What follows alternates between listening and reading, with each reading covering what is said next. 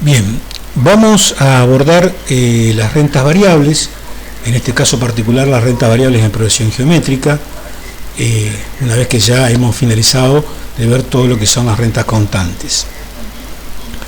Para analizar estas rentas, vamos a partir de un supuesto, una sucesión de capitales C1, C2, C3. Vamos a suponer que se trata también de una renta inmediata, es decir, el momento de inicio es coincidente con el momento de valoración, justo en el momento cero donde se inicia esta renta. Como siempre, una renta cierta, interés compuesto, temporal, porque tienen términos, de capitales vencidos, o sea, exigibles o disponibles al final de cada periodo subintervalo, y sincrónica. Particularmente en esta sucesión voy a suponer de que cada capital C1 es distinto a C2, distinto a C3, son todos capitales diferentes. Pero además de ello voy a suponer de que cada relación de cualquier capital respecto a su inmediato anterior es igual a un número constante que lo denominaré Q. Es decir, C2 sobre C1 es igual a C3 sobre C2, igual a C4 sobre C3, y así sucesivamente hasta el último capital, C(n) sobre C(n-1) igual a Q. Cualquier capital que yo tome y lo divida por su inmediato anterior me da el mismo número, que es Q. Visto de esta manera, yo lo que puedo hacer es rearmar la cuantía de cada capital de la renta en función de C(1). Es decir, si la relación C2 sobre C1 es igual a Q, haciendo un simple pasaje de términos, yo puedo decir que C2 va a ser igual a C1, pasando de término, por Q. Si C3 sobre C2 también es igual a Q, puedo decir que C3 va a ser igual, haciendo el mismo pasaje de términos, a C2, fíjense, por la constante Q. Pero puedo expresar C2 en función de C1.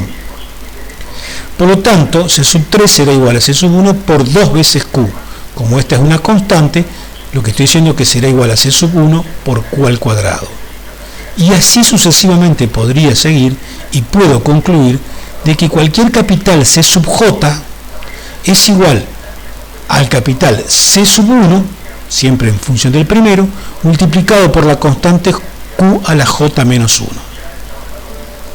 De este modo lo que yo hago es rearmar la serie considerando cada capital en función del primero. C2 será igual a C1 por Q, C3 será igual a C1 por Q al cuadrado, C4 será igual a C1 por Q al cubo, y así sucesivamente hasta el último, C(n) igual al primer capital por Q a la n menos 1.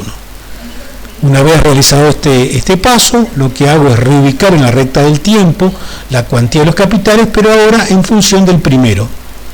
Y procedo a encontrar el valor actual de cada uno de estos capitales, llevarlo al momento cero, a los fines de obtener el modelo que me permita obtener la fórmula de estas rentas. Como hicimos en casos anteriores, para encontrar el valor actual de cada modelo, utilizo el factor B, factor de descuento racional a la tasa efectiva I. Recordemos que B era igual a 1 sobre 1 más I, o lo mismo, 1 más I a la menos 1. El primer capital lo descuento por un término, por lo tanto será igual a C(1) por B, el segundo lo descuento por dos términos, o sea, será igual a C(1) que multiplica Q, el valor del capital, por B al cuadrado, el tercero C(1) por Q al cuadrado, fíjense ustedes, este es el tercer capital, descontado por 3 periodos, por B al cubo, y así sucesivamente con cada uno de los capitales que componen la renta. Por razones de brevedad y porque no tiene mucho sentido explayarnos en los modelos matemáticos del álgebra que me permiten arribar a la fórmula, directamente vamos a presentar la fórmula que se aplica para calcular el valor actual de estas rentas, que es la que ustedes ven ahí en la diapositiva. El valor actual de una renta inmediata, temporal, cierta, vencida, sincrónica, interés compuesto y variable en progresión geométrica de razón Q es igual al primer capital que multiplica A1 menos Q a la n por B a la n. Q, que es la constante o razón por la que crece y decrece cada capital. N es el número de capitales, B es el factor de descuento racional, recuerden ustedes que esto es equivalente a 1 más I a la menos 1, o a 1 sobre 1 más i. En este caso, por supuesto, elevado a la n. Todo eso sobre 1 más i menos q. Ese es el modelo para aplicar entonces a este tipo de renta que ustedes están observando ahí abajo. Ahora bien, ¿qué puede pasar con la razón q? Q puede ser, recordemos que Q era la división de cualquier capital sobre su inmediato anterior. Q puede ser un número mayor que 1, en cuyo caso decimos que la renta es creciente, los capitales van creciendo a medida que va avanzando en el tiempo. Por ejemplo, si Q me da 1.05, lo que me está indicando es que cada capital va creciendo en un 5% respecto de su inmediato anterior. Es decir, en este caso Q me da la constante que me indica la razón de crecimiento, tomándose como porcentaje de crecimiento el número que aparece después de la coma del 1. Si Q es un valor entre 0 y 1, entonces digo de que la renta es decreciente, los capitales van siendo cada vez más chicos y van disminuyendo a medida que pasa el tiempo. En este caso, por ejemplo, si Q me da por resultado 0,96, lo que me está indicando es que cada capital decrece en un 4% respecto a su inmediato anterior. ¿De dónde sale este 0,96? De hacer 1 menos 0.04, que es la razón de decrecimiento por unidad de estos capitales. Si Q es igual a 1, entonces decimos que la renta no es variable, es una renta constante, porque si cualquier capital sobre su inmediato anterior me da por resultado 1, no hay variabilidad en las rentas. Q no puede dar 0 porque no habría rentas. Es decir, Q debe ser siempre un número distinto de 0. Si Q es un número negativo, quiere decir que de la relación C sub J sobre C sub J menos 1, uno de esos dos términos, el numerador o el denominador, es un número negativo, para que esa división me dé por resultado un número negativo.